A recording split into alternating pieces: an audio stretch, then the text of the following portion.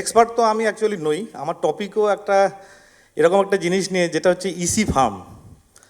মুরগি, ব্রয়লার মুরগি স্পেশালি আমি একটু বুঝি, ওটাতে অল্প স্বল্প এক্সপার্ট, কিন্তু ইসিতে আমি এক্সপার্ট নই। কিন্তু পাখির কি লাগবে সেটা আমি জানি।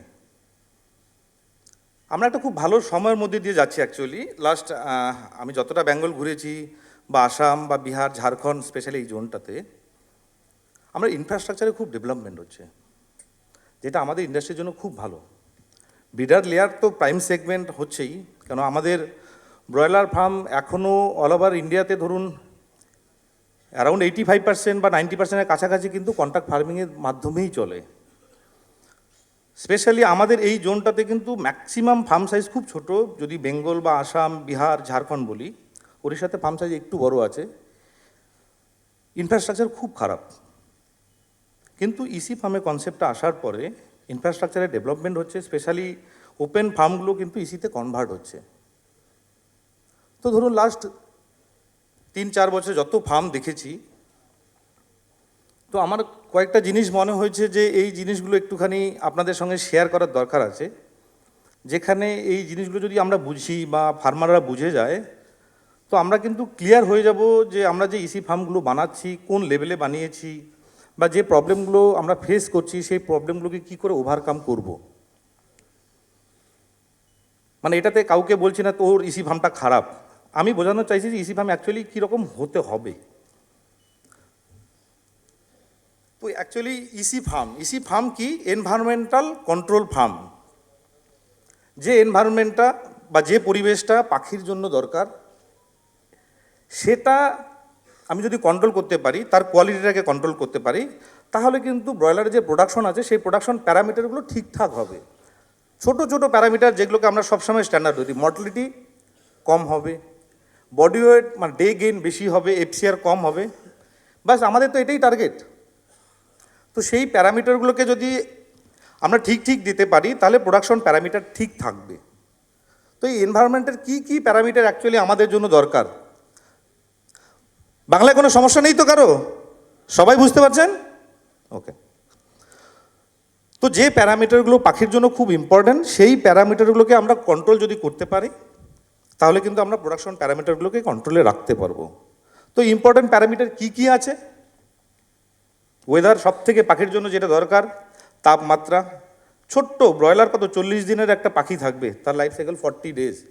কিন্তু ইন্টারেস্টিং হচ্ছে 40 দিনের লাইফ সাইকেলে তার প্রথম দিন 32-33 ডিগ্রি টেম্পারেচার লাগে, তারপরে গ্র্যাজুয়ালি কমতে কমতে কমতে কমতে সেটা 20 দিন পেরিয়ে গেলো বা 22 দিন পেরিয়ে গেলো, সেটা কিন্তু আমার 24-25 ডিগ্রি হলে ভালো।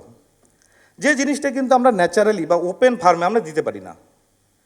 আমাদের ইসি করার টার্গেট যে আমরা ইসি করলে কিন্তু এই 32-33 ডিগ্রি প্রথম দিন থেকে শুরু করব, এবং আলটিমেটলি সেটা কিন্তু আমরা 24-25 ডিগ্রিতে নিয়ে গিয়ে সেটাকে কন্ট্রোল করব।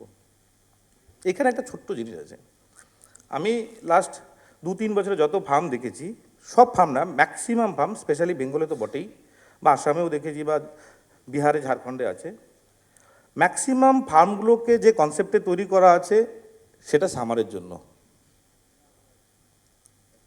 তো সেখানে একটা বড় একটা গ্যাপ রয়ে গেছে।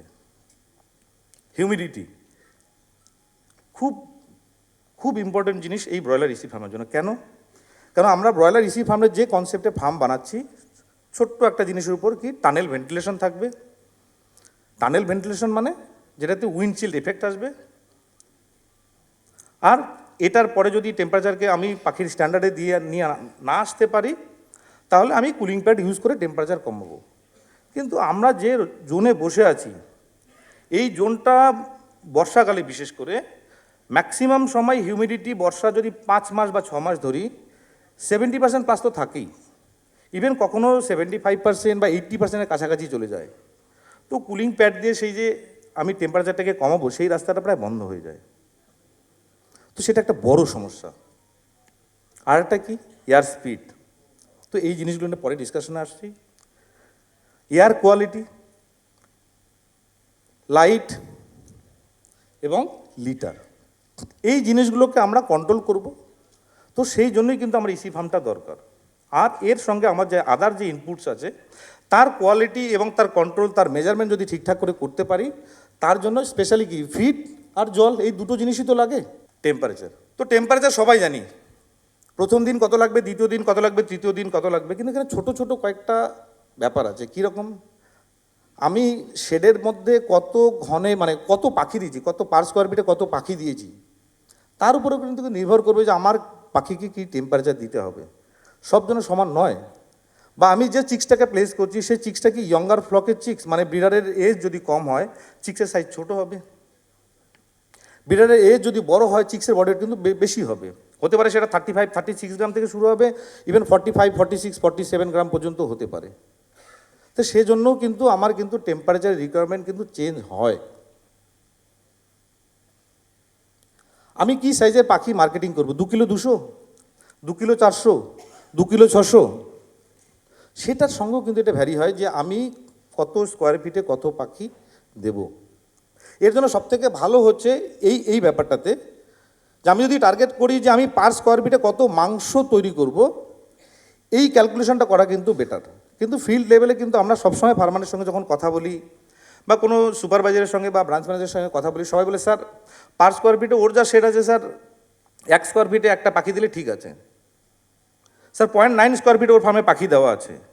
কিন্তু আমি কখনো উল্টো দিকটা ভাবছি না যে আমি পাখিটা বিক্রি কোন ওয়েটে করব, 2 কিলো 200 না, 2 কিলো 400 না, 2 কিলো 600 না, 2 কিলো 800। আমি যদি একটা আসামে ফার্ম করি, ইসি ফার্ম, আসামে তো আমার মার্কেটিং মোটামুটি বডি টার্গেট থাকে 2 কিলো 600, 700, 800। আমি যদি বেঙ্গলে করি তো 2 কিলো 400, 2 কিলো 500 টার্গেট থাকে, হতে পারে আমি ঝাড়খণ্ডে 2 কিলো 200 টার্গেট রাখছি।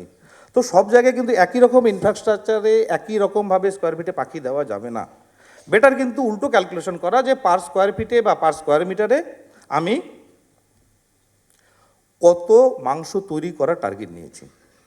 তো টেম্পারেচার সেই হিসেবে কিন্তু আমাকে বয়স অনুযায়ী ঠিক করতে হবে, চিক্সের ওয়েট অনুযায়ী ঠিক করতে হবে, বা কোন রিজিয়নে আমি পাখি চাষ করছি সেখানে হিউমিডিটি কীরকম আছে, সেখানে তাপমাত্রা কীরকম থাকে, এই বিষয়গুলোর উপরে মাথায় রেখে কিন্তু আমাকে ঠিক করতে হবে যে আমি কত স্কোয়ার ফিটে কত পাখি দেব।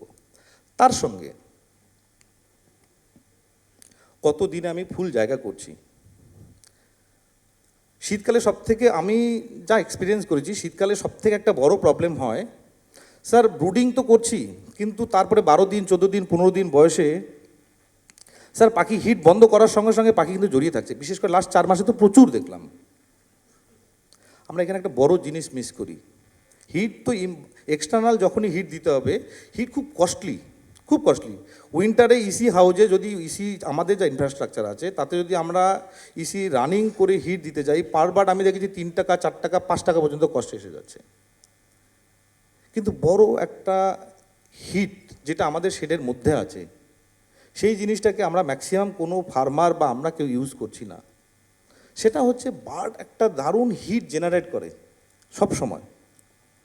সেই হিটটা কি হয়, আমরা ছোটোবেলা থেকে পড়েছি, বাতাস গরম হবে উপরের দিকে উঠে যায়, উঠে গিয়ে উপরের দিকে থেকে যাবে।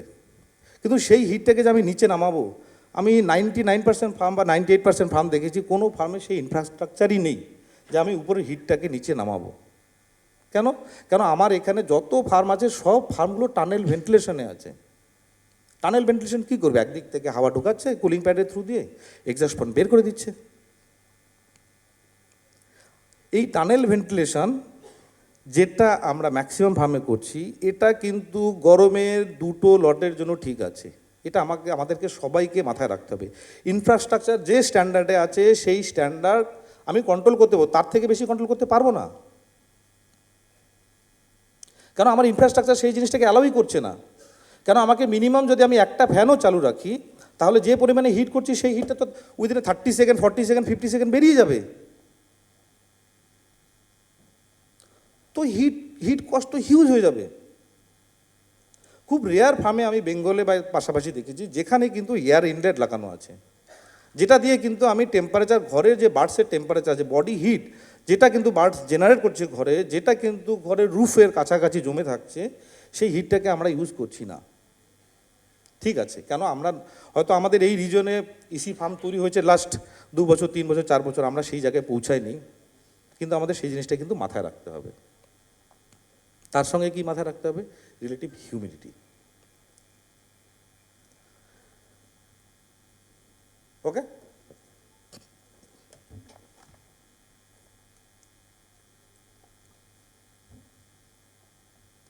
টেম্পারেচার কন্ট্রোলে আমাদের ইনফ্রাস্ট্রাকচারটা সবথেকে বেশি ইম্পর্টেন্ট। আমি কুলিং ইসি ফার্মে যে সেটগুলো করছি তার মধ্যে কেন ফার্ম এখানে ম্যাক্সিমাম যে ফার্মগুলো আছে সেই ফার্মের রুফ কি আছে, আমি সিলিং করেছি, সাইডে ওয়াল আছে, সাইডে কার্টেন লাগিয়েছি, যদি কার্টেন লাগিয়েছি তো কী কোয়ালিটির কার্টেন লাগিয়েছি, একটা টার্পুলিন শিট লাগিয়ে রেখে দিয়েছি। স্যার একদম ইসি ফার্ম দারুণ আছে, ফার্মার এক্সপেকটেশন আমি ইসি ফার্ম বানিয়ে নিয়েছি, কিন্তু সাইডে একটা টার্পুলিন রেখে দিয়েছে, আমি টেম্পারেচার টার্গেট রেখেছি, সব ঠিক আছে, কিন্তু বাইরের হিট ভেতরের হিটটাকে তো চেঞ্জ করে দিচ্ছে। ঠান্ডার সময় বাইরে ঠান্ডা তো ভিতরে ঢুকে যাচ্ছে শুধু সেই টার্পুলিন শিটটা দিয়ে। কিন্তু এখানে বেসিক বুঝতে হবে আমাকে এরকম লেভেলে ইনসুলেশন করতে হবে, যদি ওয়াল না করি নেক্সট লেভেলে টার্পুলিন শিট লাগালে হবে না। কেন টার্পুলিন শিটের আর ভ্যালু খুব কম, আর ভ্যালু কম হলে ও তো হিটটাকে আটকাতেই পারবে না, বাইরে ঠান্ডা ভেতরে ঢুকে যাবে, বাইরের গরম ভেতরে ঢুকে যাবে। তো ইনফ্রাস্ট্রাকচার এখানে খুব ইম্পর্টেন্ট। আমি যদি সিলিং করেছি, সিলিং কি মেটেরিয়াল দিয়ে করছি, সিলিং করে দিয়েছি স্যার, কিন্তু সিলিংয়ে যদি লিকেজ থাকে, একটা 6 mm এর একটা শিট বাবল শিট দিয়ে সিলিং করে দিয়েছে, উপরে টিন আছে, কি হবে? পুরো হিটটা তো নিচে নেমে আসছে। গরমের সময় আমি যতই কন্ট্রোল করি না কোনো হবে না, মুশকিল আছে। তো ওয়াল যদি করি বেস্ট, যদি সাইডে কার্টেন লাগাই, কার্টেন লাগাতে গেলেও আমাকে কি কোয়ালিটির কার্টেন লাগাবো, কেন লাগাবো সেটা আমাকে বুঝতে হবে। আমি টার্পুলিন লাগালে কিন্তু আমাদের শেডে সেই লেভেলের পারফরমেন্স আসবে না, আমাকে অ্যাটলিস্ট শিল্পলিন যেতে হবে, যেটা কিন্তু বাইরের হিটটাকে ভেতরে ঢুকতে দেবে না, সেটা গরম হোক বা ঠান্ডা হোক। গরমকালে আমি সুবিধা পাবো, শীতের সময়ও সুবিধা পাবো। তো টেম্পারেচার আমরা যে ফার্মগুলোর কথা বলছি, টেম্পারেচার কন্ট্রোল আমরা জেনারেলি ইসি ফার্মে দুটোভাবে করি। কি, হাই টেম্পারেচার আছে তাকে কমাতে হবে, পাখিকে কমফোর্ট লেভেলে দিতে হবে, যে কোনো বয়সের পাখি হতে পারে। সিম্পল জিনিস উইন্ড চিল, আমি এক্সস্ট ফ্যান চালিয়ে দেবো, পাখির বয়স কত আছে, তার বডি ওয়েট কী আছে, কি ডেন্সিটি আছে, আর বাইরের টেম্পারেচার কী আছে, আর পাখির রিকোয়ারমেন্ট কী আছে, সিম্পল জিনিস, ক্যালকুলেশন সোজা। অ্যাটলিস্ট একটা ফ্যান চলছে, দুটো ফ্যান চলছে, তিনটে ফ্যান চলছে, মোটামুটি সবাই বুঝে যায়। এবং এই স্ট্যান্ডার্ড ক্যালকুলেশন, ধরুন একটা 20 দিনের পাখি আছে বা 25 দিনের পাখি আছে, একটা উইন্ডচিল এফেক্ট কত, 1 ফিট স্পিডে ফ্যান চলছে, 1 ডিগ্রি সেলসিয়াসের কাছাকাছি টেম্পারেচার কমে যাবে। 5 ফিট পার সেকেন্ড স্পিডে ফ্যান চলছে, 5 ডিগ্রির কাছাকাছি টেম্পারেচার কমে যাবে। তো কিন্তু এর একটা লিমিট আছে, কত লিমিট? আমি কি যা খুশি তাই ফ্যানের স্পিড দিতে পারবো, এয়ার স্পিড দিতে পারবো পাখিকে? না, পারবো না। তো সেই অনুযায়ী কিন্তু আমাকে ফ্যানের স্পিড কন্ট্রোল করতে হবে। এবার ফ্যানের স্পিডের একটা লিমিটেশন, ধরুন একটা ব্রয়লারের ফার্মে আমরা জেনারেলি বলি 0.5 feet per second air speed থেকে শুরু করা উচিত একটা ডে ওল্ড চিক্সে ম্যাক্সিমাম।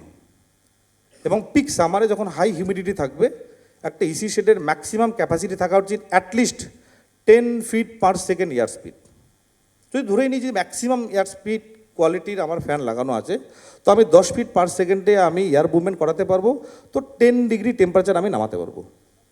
তারপর 34 ডিগ্রি টেম্পারেচার আছে, 24 করে দেবো।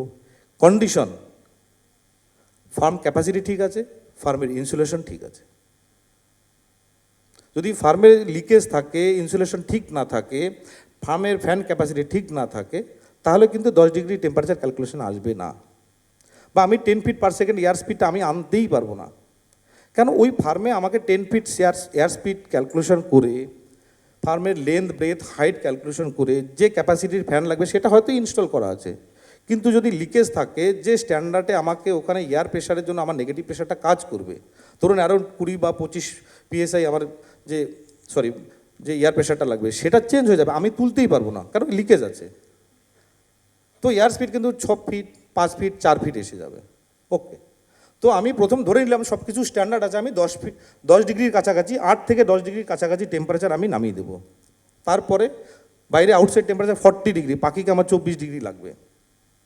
তো সেক্ষেত্রে কিন্তু তখন আমাকে এয়ার উইন্ড চিল যেটা আছে সেটার পরের স্টেজে আমাকে আসতে হবে, সেটা হচ্ছে কুলিং প্যাড। কুলিং প্যাড কী হবে আমরা জানি সবাই, কুলিং প্যাড আমি জল দিয়ে ভিজাবো, কুলিং প্যাড দিয়ে বাইরের বাতাসটা টেম্পারেচারটা ড্রপ করবে এবং ভেতরের টেম্পারেচার কিন্তু নেমে যাবে। কিন্তু আবার বলছি, যে রিজিয়নে আমরা আছি বসে, টাফ হচ্ছে আমাদের এখানে ম্যাক্সিমাম সময় হিউমিডিটি কিন্তু হাই থাকে উইন্টার বাদে। ঠিক আছে, সামনে মার্চ মাস আসবে, এপ্রিল মাস আসবে, মার্চ এপ্রিল কোনো টেনশন নেই, হিউমিডিটি কমই থাকবে। তারপরে কেন আমি কুলিং প্যাডের থ্রু দিয়ে যখনই টেম্পারেচার 1 ডিগ্রি কমাবো, ঘরের ভেতরে কিন্তু আমার অলরেডি 4 থেকে 5 কাছাকাছি রিলেটিভ হিউমিডিটি বেড়ে যাবে। 40 ডিগ্রি টেম্পারেচার আমি উইন্ড চিল দিয়ে মানে ফ্যান দিয়ে 40টাকে ধরুন আমি 32, 31 বা 30-র কাছাকাছি নিয়ে এসেছি। এবার কুলিং প্যাড দিয়ে আমি চাইছি 6 ডিগ্রি টেম্পারেচার কমাতে। যখনই 6 ডিগ্রি এয়ার টেম্পারেচার কমাবো আমি, মানে বার্ডসের ফিল এফেক্টটা কমে যাবে।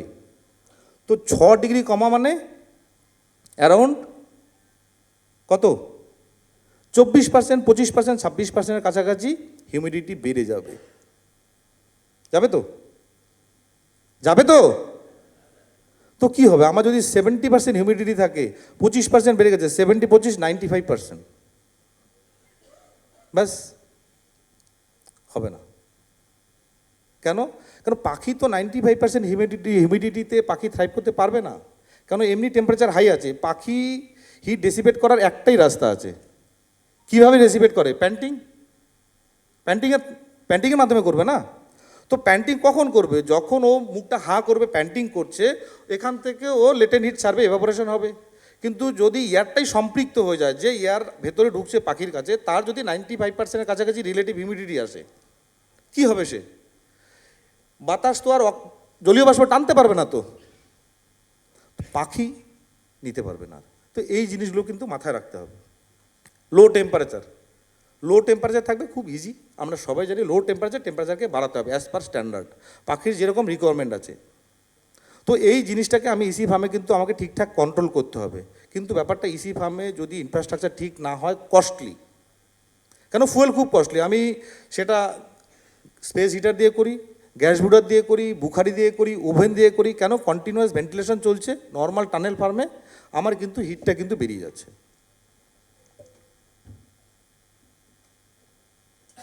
পাখি সব থেকে ভালো কোন কোন হিউমিডিটি থাকে? 45, 50, 60, 65, 70, বাস রেঞ্জ।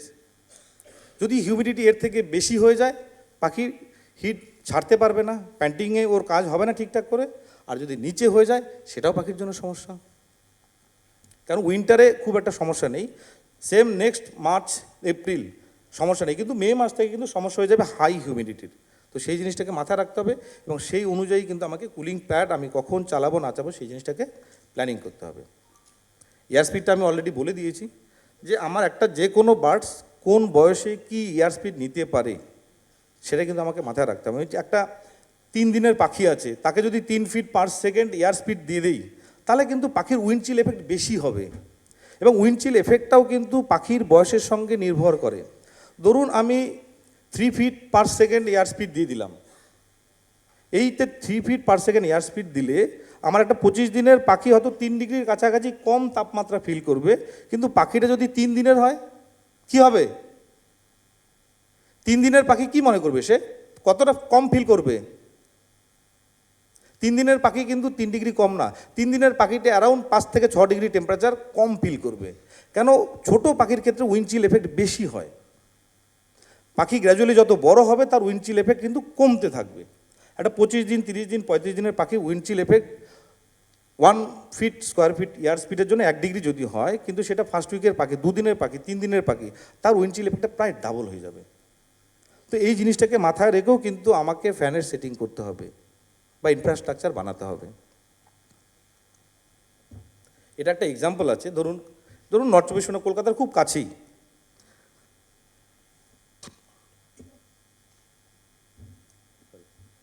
দেখুন, এখানে প্রত্যেক মাসে হাইয়েস্ট টেম্পারেচার কী আছে এবং লোয়েস্ট টেম্পারেচার কী থাকে দেওয়া আছে, প্রত্যেক মাস ভ্যারি করছে। কিন্তু আমি জাস্ট নিলাম যে সেপ্টেম্বর আমাদের এখানে হাই হিউমিডিটি থাকে, সেপ্টেম্বর মাসের অবস্থা দেখুন, টেম্পারেচার 33 ডিগ্রি আছে এবং লোয়েস্ট আছে 26। কিন্তু মজার বিষয় দেখুন, হিউমিডিটি কত আছে? 84% আছে। তো 84%-এ আপনি কি কুলিং প্যাড চালাবেন? চালাতে পারবো না। কিন্তু কুলিং প্যাড চালালেই তো 84%, মানে একদম স্ট্রেট তো 90% ক্রস করে যাবে।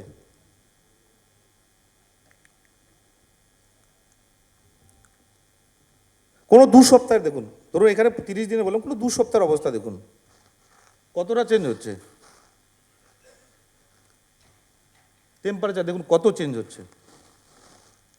কোনো একটা দিন ধরবো, দেখুন 24 ঘন্টা যদি টেম্পারেচার এবং হিউমিডিটি দেখি, দেখুন, এবং সবথেকে মজার জিনিস হচ্ছে হিউমিডিটিরও দেখুন।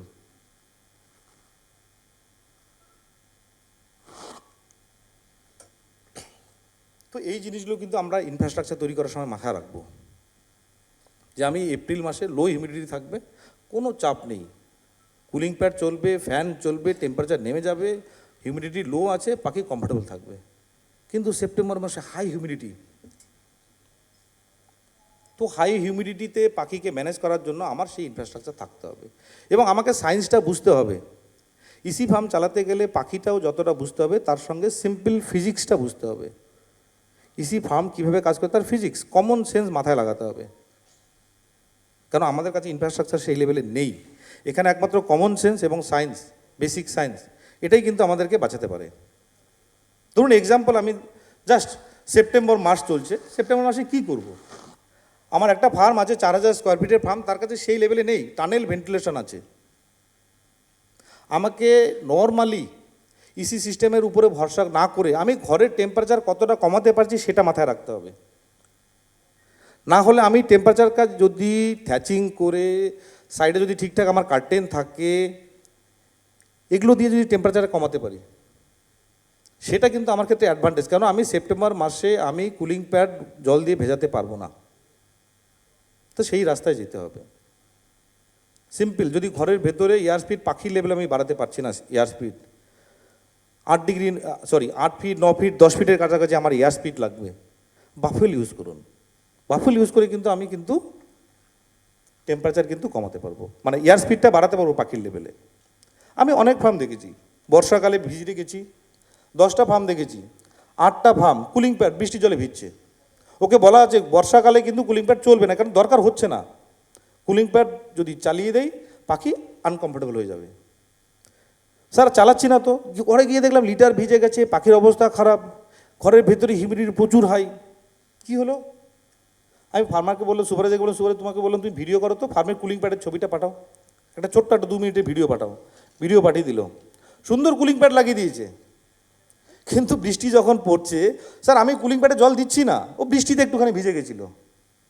আরে বাবা, 85% হিউমিডিটি আছে বাইরে, তোমার বৃষ্টিতে কুলিং প্যাড ভিজে যাচ্ছে, বাস। তো এটা এনশিওর করতে আমার কুলিং প্যাড যেন বৃষ্টির জলে না ভেজে, ইভেন কুলিং প্যাডে যেন ডাইরেক্টলি সানলাইট না পড়ে। কেন, আমাদের এই অঞ্চলে প্রচুর বৃষ্টি হয়, বৃষ্টিতে ভিজে গেল বা নর্মালি আমরা ভেজাচ্ছি, এবং যদি ডাইরেক্ট সানলাইট লাগে কি হবে? মশ জন্মে যাবে, মশ জন্মাবে, কুলিং প্যাডের যে এফেক্টিভনেস আছে কমে যাবে, তো কুলিং প্যাডকেও কিন্তু ডাইরেক্ট সানলাইট এবং ডাইরেক্ট বৃষ্টি থেকে বাঁচাতে হবে।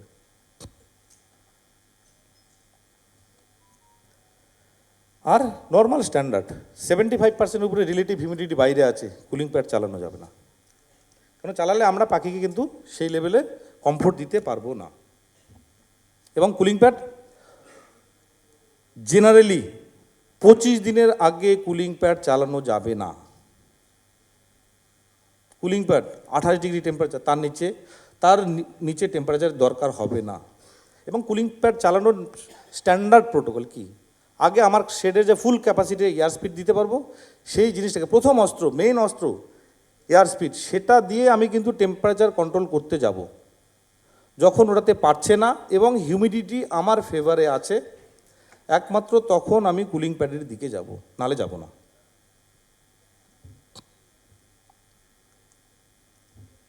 এয়ার কোয়ালিটি, আমরা জানি সবাই এয়ার কোয়ালিটি কী দিতে হবে। শীতকালে এয়ার কোয়ালিটিটা খুব ইম্পর্টেন্ট। কেন, ইনফ্রাস্ট্রাকচার আমার যে লেভেলে থাকে ম্যাক্সিমাম ফার্মে, হিটটাকে বাঁচানোর জন্য আমরা কিন্তু এয়ার কোয়ালিটির সঙ্গে বড় কম্প্রোমাইজ করি।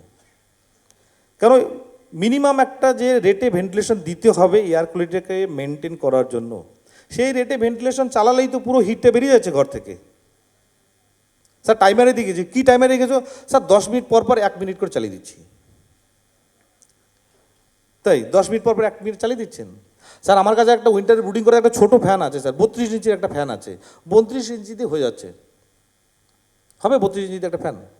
সায়েন্টিস্ট বলছি, সায়েন্টিস্টের মতো। আরে বাবা, পাখির ওই যে এয়ারটা আছে, তার মধ্যে কতটা অক্সিজেন আছে, কার্বন ডাইঅক্সাইড কতটা আছে, অ্যামোনিয়া কতটা বিল্ড আপ হয়েছে, হিউমিডিটি কী আছে, তার একটা মিনিমাম স্ট্যান্ডার্ড তো মেনটেন করতে হবে। 10 মিনিটে 2 মিনিটের জন্য ফ্যান চালিয়ে দিচ্ছি বন্ধ করছি, ফ্যান চালিয়ে দিচ্ছি বন্ধ করছি, কী করে হবে? এয়ার কোয়ালিটি খারাপ হবে, ডাইরেক্ট এফেক্ট পাখির উপরে না, ডাইরেক্ট এফেক্ট। কিন্তু এটা কিন্তু মাথায় রাখতে হবে। লিটার ইসি ফার্মের সব থেকে বড় প্রবলেম কি হয় স্যার? বর্ষাকালে লিটার একদম কুলিং প্যাডের ওখানে লিটার ভিজে গেছে, পুরো ভিজে গেছে। লিটার ময়েশ্চার আমার কত দরকার? 15% to 25%, এই রেঞ্জে লিটার ময়েশ্চার খুব ভালো। সেজন্য আমরা কী করি, লিটার বিল্ড আপ করি ব্রুডিংয়ের সময়, বেশি করে লিটার দিয়ে দিই, স্পেস যখন এক্সপানশন করি আস্তে আস্তে সেই লিটারটাকে ইউজ করে করে করে স্পেস এক্সপানশন করি, কারণ লিটারের ময়েশ্চার একটা লেভেলে আমি রাখতে চাইছি। কিন্তু যদি ভেন্টিলেশন কম হয়, লিটারের ময়েশ্চার বেড়ে যাবে। বর্ষাকালে হাই হিউমিডিটি, তার সঙ্গে যদি কুলিং প্যাড চলে বা বৃষ্টি জলে ভিজে যায়, লিটার ময়েশ্চার বেড়ে যাবে। আর আর যদি আমার ড্রিঙ্কার যা আছে, ড্রিঙ্কারের হাইট যদি ঠিকঠাক না থাকে, ড্রিঙ্কারে যদি নিপিলে যদি জলের প্রেশার ঠিকঠাক না থাকে, জল পড়ে যাবে তো নিপিল ড্রিঙ্কারের নিচ দিয়ে পুরো ভিজে যাবে। তো ড্রিঙ্কিং সিস্টেমকে আমাকে কিন্তু সেই লেভেলে লাগাতে হবে। প্রথম জিনিস, একটা ওয়াটার প্রেশার চাই, যে ওয়াটার প্রেশার যদি ঠিকঠাক না যায় তাহলে কিন্তু পাখি ঠিকঠাক করে জল খেতে পারবে না। স্ট্যান্ডার্ড আমরা সবাই জানি, কি স্ট্যান্ডার্ড স্যার? ফার্স্ট উইকে ওয়াটার প্রেশার কম রাখতে হবে, সেকেন্ড উইক একটু বাড়াতে হবে, একটু বাড়াতে হবে, একটু বাড়াতে। ধরুন ফার্স্ট উইকে আমি কত 40 ml পার মিনিট পার নিপিলে জল আসবে, বা 45 ml পার মিনিটে জল আসবে, এরকম একটা ওয়াটার প্রেশার রাখতে হবে। এভরি উইক আমাকে সেটা 5-7 ml করে বাড়াতে হবে, বাড়াতে হবে, বাড়াতে হবে। ছোটোবেলায় জলের প্রেশার বেশি আছে, 3 দিনের পাখি 5 দিনের পাখি, ওর ঠোঁটে অত জোর নেই যে ঠোঁটে ও প্রেস করে কিন্তু জল খাবে, পারবেই না জল খেতে। বড় পাখিতে ওয়াটার প্রেশার কম আছে, কি হবে? ও হয়তো একটা পাখি জল খেতে গেছে, গিয়ে 4 বার থেকে 5 বার ও নিপিলটাকে ঠোকরাবে, যতটুকু জল বেরোবে খাবে। কিন্তু ও যদি সাফিসিয়েন্ট জল না পায়, ও কিন্তু 4-5 বারে যতটুকু জল পেলো ততটুকুই খেয়ে চলে আসবে। স্যার ড্রিঙ্কার লাইন লাগিয়ে দিয়েছি, দারুণ। আচ্ছা, গিয়ে দেখলাম একটা ড্রিঙ্কার লাইনই লাগিয়ে দিয়েছে। ড্রিঙ্কার লাইনটাকে যে সোজা রাখার জন্য তাকে একটা একটা গার্ড দিতে হবে, কোনো একটা মেটাল কোনো লাইন দিয়ে বা কোনো অবজেক্ট দিয়ে, সেটাই নেই। ডান দিক বাদিক, ডান দিক বাদিক সাপের মতো বেঁকে গেছে, ফ্লোরটাতে কোথাও উঁচু কোথাও নিচু, কোথাও উঁচু নিচু করে বসে আছে। তার ওয়াটার ট্যাঙ্ক কী আছে, কী পাইপলাইন লাগিয়েছে সে জানেই না। ওয়াটার প্রেশার স্যার জানি না, ঠিক আছে বুঝে গেছি, তাকে আর ওয়াটার প্রেশার বুঝিয়ে লাভ নেই। অ্যাটলিস্ট নিপিল লাইনের মাথায়, এ মাথায় ও মাথায় একটা হেড কিট তো লাগবে, এ মাথায় ও মাথায় তো একটা এন কিট লাগবে, যেটা দিয়ে আমি ওয়াটার প্রেশারটাকে কন্ট্রোল করতে পারবো। স্যার ইসি ফার্ম বানিয়ে দিয়েছি, রেজাল্ট কিন্তু সেই স্ট্যান্ডার্ডে আসছে না। কি করে আসবে স্যার? প্রচুর পরিমাণে স্পুনে জল আসছে, পাখি স্যার স্পুন থেকে খুব ভালো জল খাচ্ছে। আরে বাবা, এত কষ্ট করে এত টাকা খরচ করে নিপিল লাইন লাগাচ্ছি, কেন স্পুন থেকে জল খাবে? স্পুন থেকে জল খাবে মানে কি? ইনফেক্টেড। লিটার পড়ছে, ফিড পড়ছে, সব কিছু ধুলো ডাস্ট। তাহলে দিনে 2-3 বার করে স্যার পরিষ্কার করছে, ঘন্টা করছে? একদমই করছে না। তাহলে ওয়াটার প্রেশার যদি ঠিক থাকে, নিপিল লাইনের যদি হাইট ঠিক থাকে, কখনোই স্পুনে জল আসবে না, কখনো আসবে না। ঠিক আছে, ছোটোতে আমি ওয়াটার প্রেশার কম রেখেছি, হাইট একটু নিচু রেখেছি, আসতে পারে, কিন্তু তারপরে 7 দিন পরে 10 দিন পরে নিপিলের স্পুনে কিন্তু জল আসা উচিত নয়। তো প্রেশার রেগুলেট করতে হবে, তার হাইট অ্যাডজাস্ট করতে হবে। এবং যদি আমি ঠিকঠাক করি, যে আমি যদি একটা ইনজেক্টর মানে মেডিসিন ইনজেক্টর যেগুলোকে বলা হয়, সেগুলো যদি লাগাতে পারি, তাহলে কিন্তু আমার যে কোনো water medication, proportional liquid injector medicator কি হয়, এ কিন্তু যদি জলে কোনো কিছু মেডিসিন দিতে হয় তাহলে কিন্তু এটা দিয়ে দেওয়া যাবে ঠিকঠাক করে। এবং নিপিলের ক্ষেত্রে সবসময় মনে রাখবেন, যখনই আমি কোনো লিকুইড মেডিসিন আমি নিপিল লাইনে ইউজ করব, আফটার ইউজ ফ্লাশ করতেই হবে, না হলে কিন্তু নিপিল লাইন চোক হয়ে যাবে।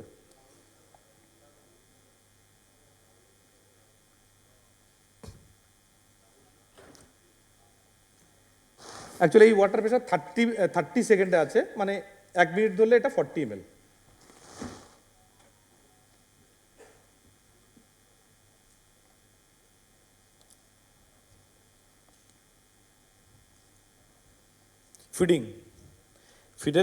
ফিডটাও খুব ইম্পর্টেন্ট, কেন ম্যাক্সিমাম ইসি ফার্মে হয়তো অনেক ফার্মে, ম্যাক্সিমাম না অনেক ফার্মে আছে অটোমেটিক ফিডিং, মানে অগার যে ফিডিংটা আমরা করি, পারপাস একটাই, কোয়ালিটি কন্ট্রোল এবং মেজারমেন্ট ঠিকঠাক হবে, পাখির কাছে অ্যাভেলেবিলিটি হবে, এবং অটোমেটিক ফিডিং থাকলে, অগার ফিডিং থাকলে কি হবে, আমি পার স্কোয়ার ফিটে পাখিটা বেশি দিতে পারবো, স্পেস রিকোয়ারমেন্টটা কমে যাচ্ছে।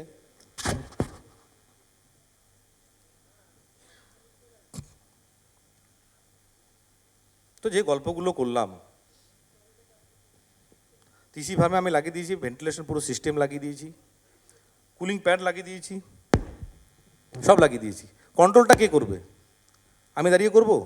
পুরো জিনিসটাকে কন্ট্রোল করার জন্য আমার একটা ঠিকঠাক কন্ট্রোল প্যানেল দরকার, যে কিন্তু আমার পাখিকে প্রথম দিনে কি টেম্পারেচার চাই, কি হিউমিডিটি চাই, কি এয়ার স্পিড চাই, পুরো জিনিসটাকে কন্ট্রোল করার জন্য আমাকে একটা কন্ট্রোলার দরকার। সেই কন্ট্রোলারটা হচ্ছে সবথেকে ইম্পর্টেন্ট যে কোনো একটা ইসি ফার্মের জন্য। অফ অন যদি করতে হয় আমি গিয়ে অফ করে দেবো, অন করে দেবো, হবে না। কেন মানুষ 24 ঘন্টা ধরে 40 দিন ধরে সব কিছু ডাটা মনিটরিং করে সেটাকে কন্ট্রোল করতে পারবে না। যত কন্ট্রোল থ্রু মেশিন দিয়ে হবে আমার কিন্তু কন্ট্রোল তত প্রিসাইজ হবে এবং পাখির কিন্তু প্রোডাকশনে সেই এফেক্টটা আসবে। Simple logic. যত ম্যাক্সিমাম কন্ট্রোল আমি মেশিনের সাহায্যে করতে পারবো, এবং কেন মেশিনের সাহায্যে যখনই করবো আমাকে ডাটা দেওয়ার জন্য লোক আছে, তো টেম্পারেচারের সেন্সার লাগিয়ে দেবো, টেম্পারেচার আমাকে কন্টিনিউয়াসলি দিতে থাকবে, হিউমিডিটি সেন্সার দিতে থাকবে, হিউমিডিটি দেবে, কি carbon dioxide, carbon monoxide, ammonia, যত সেন্সার আছে আমি লাগিয়ে দেবো। কোন লেভেল অবধি লাগাতে পারবো সে কিন্তু তত আমাকে বেশি ফিডব্যাক দেবে, সেই ডাটাগুলো কিন্তু আমাকে ফার্মের কন্ট্রোলে আরও কিন্তু অ্যাডভান্স দিকে দিয়ে দেবে। তো এই যে গল্পগুলো করলাম, তো আমরা যে ফার্মগুলো আছে, যে ফার্মগুলোতে আমরা নাড়াচাড়া করছি বা দেখছি, পাখি চাষ করছি, তৈরি করছি, সেই ফার্মগুলো কি সেই লেভেলে আমাকে এই কন্ট্রোলটা দিতে পারছে? এটা মাথায় রাখতে হবে। আমাদের এই জায়গায় আমার মনে হয়েছে, প্রত্যেকটা লোকের দৃষ্টিভঙ্গি আলাদা, আমি যতটুকু দেখেছি এতে আমাদের মধ্যে একটা কনফিডেন্স এসে স্যার ইসি ফার্ম বানিয়ে দিয়েছি, কিন্তু আমি যে ইসি ফার্মটা বানিয়েছি সেই ইসি ফার্মটা কোন লেভেলের ইসি ফার্ম? আমি উইন্টার ম্যানেজ করতে পারছি না, 7 ডিগ্রি 8 ডিগ্রি টেম্পারেচারে পাখিকে ব্রুডিং করতে পারছি না, 24 দিনের পাখিকে হিট দিচ্ছে না কেউ, 24 দিনের পাখিকে 14 ডিগ্রি 15 ডিগ্রি টেম্পারেচার মেনটেন করতে পারছি না। আমার ইসি ফার্ম কমপ্লিট সাফিসিয়েন্ট পাখি তৈরি করার জন্য? আমি পার্সোনাল এক্সপিরিয়েন্স বলছি, লাস্ট ধরুন 10টা ফার্ম, এই লাস্ট 3 মাসের কথা বলছি, প্রত্যেকটা ফার্মে দেখলাম রেসপিরেটরি রেলস আছে, মাইক্রোপ্লাজমা আছে, ছোট পাখি তৈরি হয়ে গেছে। স্যার পাখি সারা দিন বসে থাকছে, 20 দিন 18 দিন 24 দিনের পাখি, হিট দিচ্ছে? স্যার না, দিচ্ছে, ফার্মার হিট দিচ্ছে না। পাখি মিনিমাম একটা ভেন্টিলেশন চালাতে হবে, সেটা চলছে, পাখি 14 ডিগ্রি 15 ডিগ্রি টেম্পারেচার ফিল করছে। তো তাহলে আমাকে এটাই ভাবতে হবে, আমরা যে ইনফ্রাস্ট্রাকচারগুলো নিয়ে ফার্মার লাফাচ্ছি বা আমরা লাফাচ্ছি, এখানে আমার মেন জিনিস দারুণ চেঞ্জ হচ্ছে, কিন্তু আপনাদেরকে, আমাকে এবং ফার্মারকে জানতে হবে আমার ইসি ফার্মটা কোন লেভেলে ইনফ্রাস্ট্রাকচার, আর এই ইনফ্রাস্ট্রাকচার আমি কোন লেভেল অবধি পাখিকে কন্ট্রোল করতে পারবো। তো সেই হিসাবেই সেই পর্যায়ে কিন্তু আমার এক্সপেকটেশনটাকে রাখতে হবে। আমি একটা 2000-3000 স্কোয়ার ফিটের একটা, ওইদিকে স্যার 20 ফুটের কুলিং প্যাড লাগিয়ে দিয়েছি, পেছন দিকে স্যার 2টো ফ্যান লাগিয়ে দিয়েছি, শীতকালে ব্রুডিংয়ের জন্য একটা 32 ইঞ্চির পাখা লাগিয়ে দিয়েছি। সেই ফার্মে সেই লেভেলেরই রেজাল্ট আসবে, সেটাও ইসি ফার্ম, 100বার ইসি ফার্ম, কিন্তু রেজাল্ট কিন্তু তার সেই লেভেলেই আসবে। তাতে শীতকালে ব্রুডিং করতে নাকানি চোবানি খেতে হবে, তাতে কিন্তু বর্ষাকালে লিটার খারাপ হয়ে যাবে। ডক্টর রাজীব যে সমস্ত জিনিসগুলো বলছিল সব হয়ে যাবে, ডার্কলিং বিটলও হয়ে যাবে, ব্রেস্ট ব্লিস্টার হয়ে যাবে, ফুটপ্যাড ডারমাটাইটিস সব হয়ে যাবে, এবং পাখির সেই লেভেলে ডে গেইন, সেই লেভেলের এফসিআর কিন্তু আসবে না, না হবে না।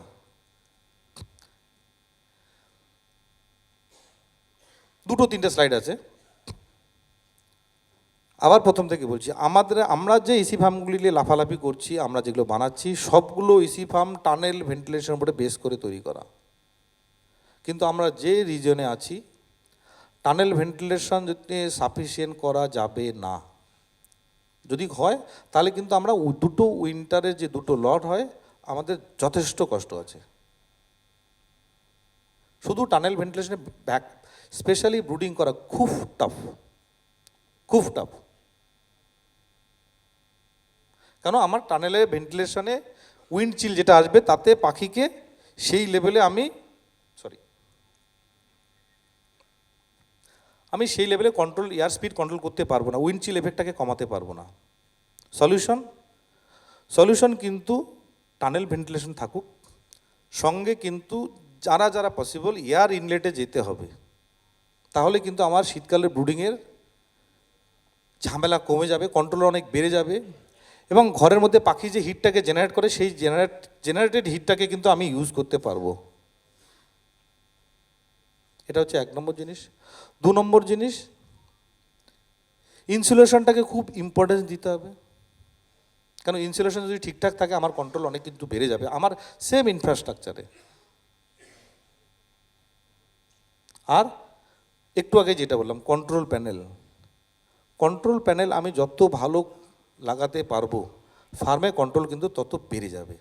কেন যখনই কন্ট্রোল আমার ভালো থাকবে আমি কিন্তু অনেক জিনিস অটোমেটিক কন্ট্রোল করতে পারবো, আমি যদি ঠিকঠাক করে সেট করে দিয়ে দিতে পারি। তো সেই জন্যই কিন্তু শুধু টানেল ভেন্টিলেশনের দিকে না গিয়ে টানেল ভেন্টিলেশন তার সঙ্গে যদি এয়ার ইনলেট লাগাতে পারি, সাইডে পর্দা লাগিয়ে উপরে কিন্তু 2 ফিট 2.5 ফিট কিন্তু ওয়াল করে 3 ইঞ্চের ওয়াল করেও কিন্তু এয়ার ইনলেট করা যায়, টানেল ইউজ করা যায়, সেটা কিন্তু সুবিধা হবে। তো সেই জায়গায় কিন্তু আমাদেরকে যেতে হবে। Thank you.